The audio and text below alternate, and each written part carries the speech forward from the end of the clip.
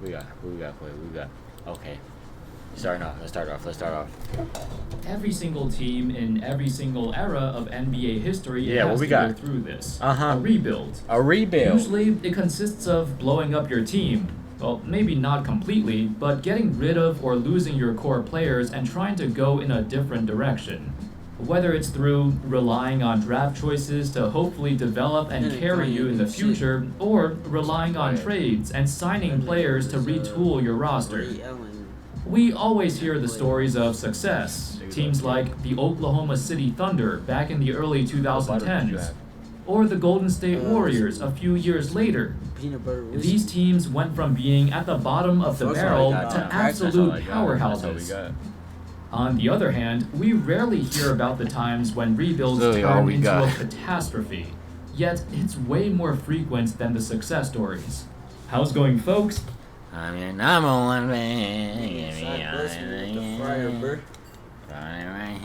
My name's Andy, and what up, Andy? Are 8 times NBA rebuilds went horribly wrong. Fuck out of here. The Detroit Pistons, the Josh Smith experiment. In 2013, the Pistons' reign of dominating the Eastern Conference has been long gone. At this point, they were in the midst of a rebuild, and it wasn't. After these niggas, after this nigga won the slam dunk contest, or didn't he win one? Yeah, I thought he won one. Yeah, let's say. After that, he was really himself. Rodney Stuckey, Greg Monroe, and young Greg. Squad. Or what is this? Andre Drummond. Nigga. They were supposed to be nice. I remember that. Looking too shabby. Greg Monroe was leading the team, looking like he could be a future star. Nope. Andre Drummond and Chris Middleton were Chris rookies, Middleton? and Brandon Knight wasn't that terrible. They did have Chris Middleton. They let him go. Essentially, they had the pieces. Fuck, they did have Chris some Middleton. talents that could be developed, so the future was looking okay. It's like Tayshaun Prince. But We see him. then everything changed when Josh Smith came. In the summer of 2013, the Pistons swung This for the my fences This my shit, nigga. and took a chance by signing him. As a result, the following season was one of the most egregiously pitiful years the Pistons have ever had. Smith was at the forefront of this. He led the team in scoring with the worst efficiency out of any leading scorer in the league. In fact, his true shooting percentage of 46% was the worst out of any player who attempted at least 15 shots a game. Now, their record remained the same, which isn't actually good if you think about it, because Smith was now eating up a huge chunk of their salary cap and taking away touches from Huge salary cap. Like I said. How much you think he was getting? At least 30 mil. 30 mil? 20 mil. A year? Alright, I say 15, 17. Just because it was back then. You might have to get a little bit closer. 15, 17. You heard me. You might have to get a little bit closer. every other young player.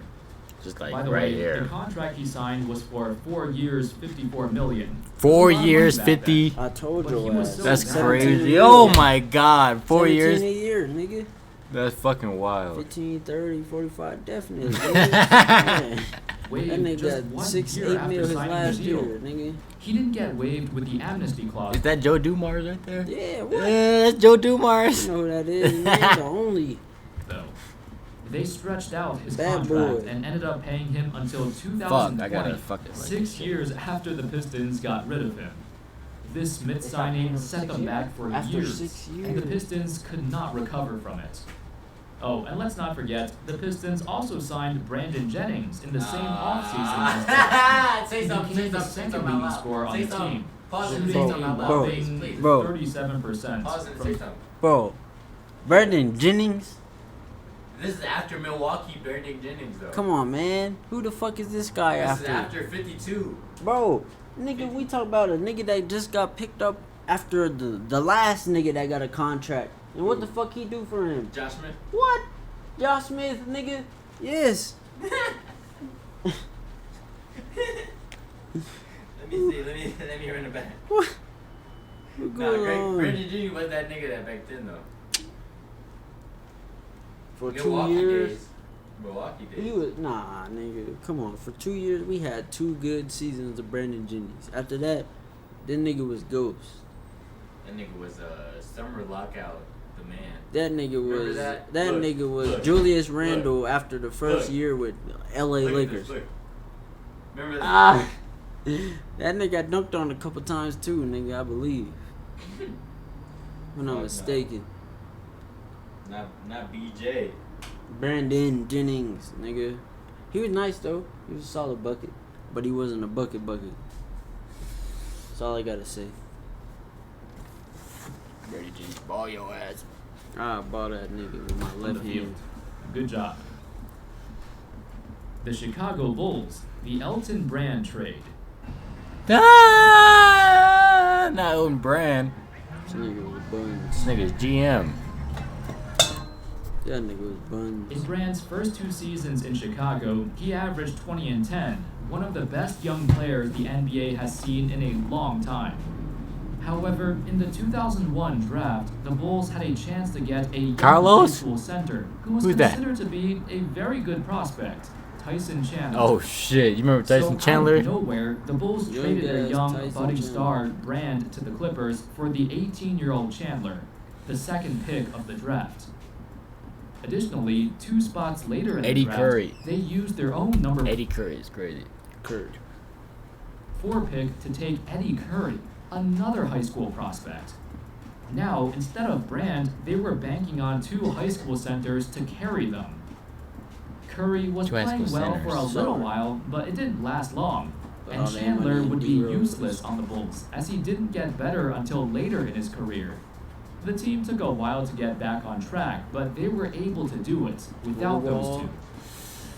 The Phoenix Suns, Get the out of here, 3-headed man. point guard. These niggas on that shit. Previously, in the 2013-14 season, the Suns shocked everybody by PJ Tucker. PJ Tucker. Young PJ Tucker. Who is this? Gortat? Gortat. And And Dragic? Dragic. Dragic? winning 48 games, just barely Sorry missing ass the niggas. playoffs.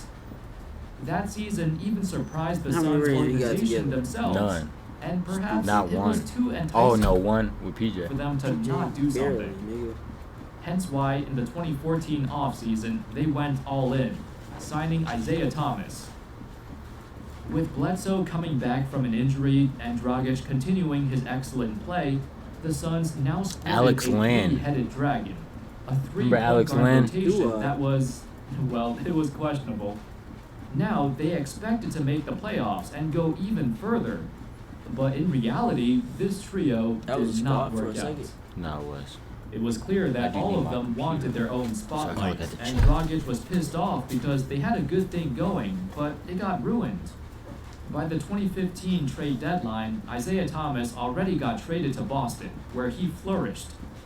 And Dragic also demanded a trade due to frustrations with the front office, as he stated, "I don't trust them anymore. It happens too many times."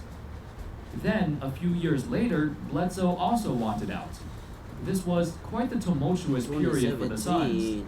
Get And out while of here, things are bro. looking better with Booker, the terrible management and decision-making caused such a long playoff drought. And it's still taking a long time to get back on track. Them niggas ain't The gonna see Brooklyn nothing Nets, for the next the 3-4 trade years. with the Celtics. Speaking of taking a long time getting back on track, welcome to the Nets. In 2013, this colossal trade happened. As you can see, the Nets got KG, Paul Pierce, and Jason Terry to add onto their roster that already included Darren Williams and Joe Johnson. The problem is, everyone was old as dirt.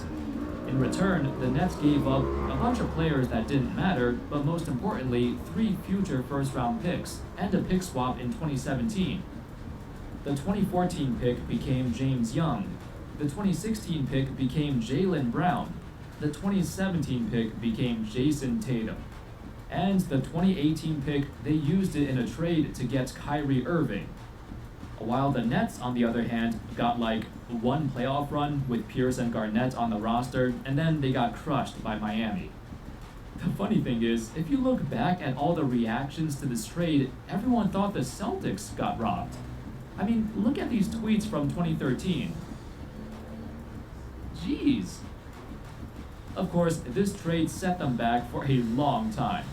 But luckily, the Nets overhauled their front office and made some good decisions in recent years to try and make the best out of having such a small number of picks. the Minnesota Timberwolves, Kevin Love.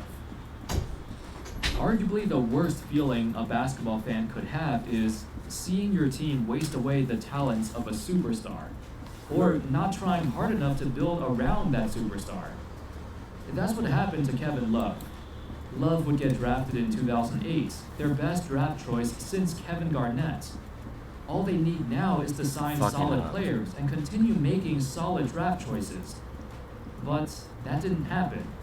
In the following years, they would draft guys like Johnny Flynn, Wesley Johnson, Oh, you remember them two niggas? Johnny Flynn and Wesley. Oh, Darren Williams, all of whom amounted to nothing and became busts.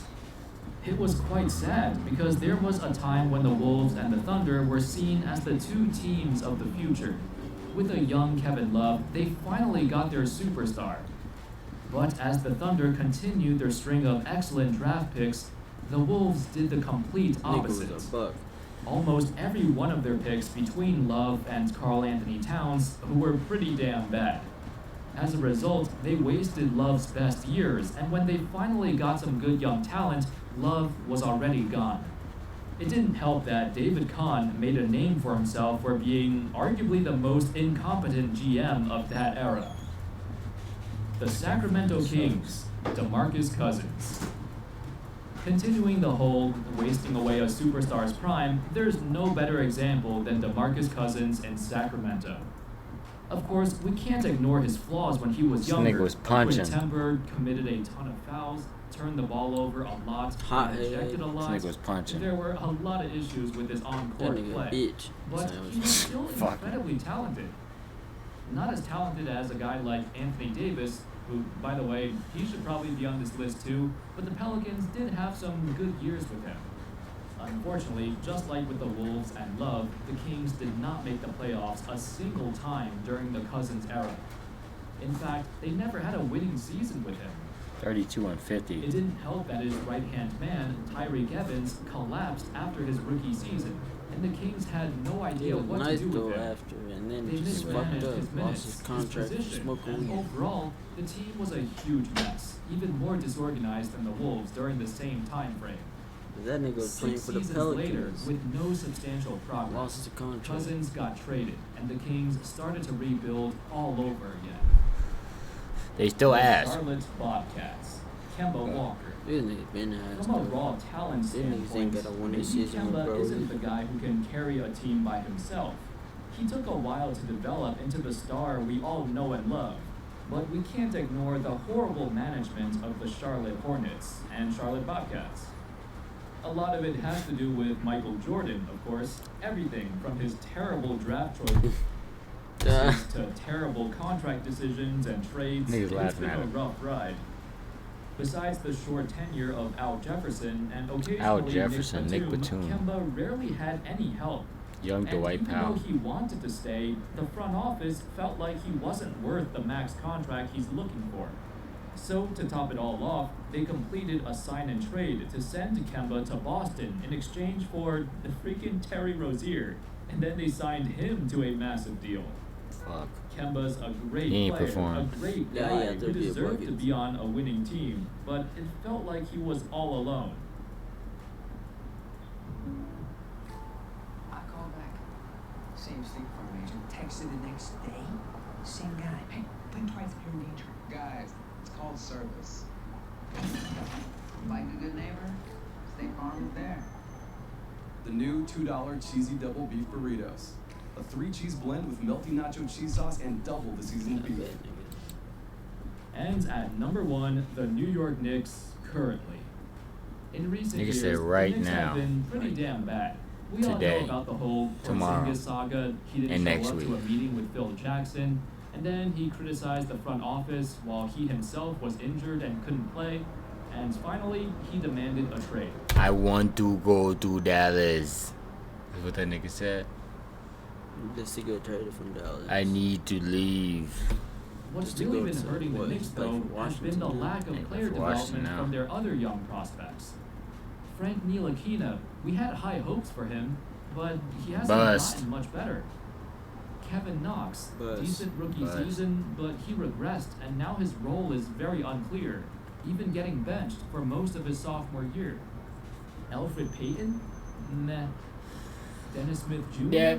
His skills apparently vanished when he came to New York, just like everyone else. Thankfully, Mitchell Robinson brings a small sliver of hope to the franchise. And RJ Barrett, maybe if he develops properly, that would be nice. I know the Knicks have been the laughingstock Why for didn't they a show long a- time, but they deserve some RJ good Barrett. things. Why didn't they show RJ Barrett fucking highlight, nigga? Why was I waiting for that? Regardless, after the whole Porzingis ordeal and the post-Melo era, it's been a whole lot of uncertainty and disappointment. I'm hoping, for my own sanity, that the Knicks will be great again, at some point in my lifetime. Anyway, that's all, folks. Those were 7 times a rebuild went horribly wrong. And to this day, you can still see the effects of many of these failed rebuilds. What other times can you think of? What other teams mishandled their rebuild, and it haunted them for years afterwards?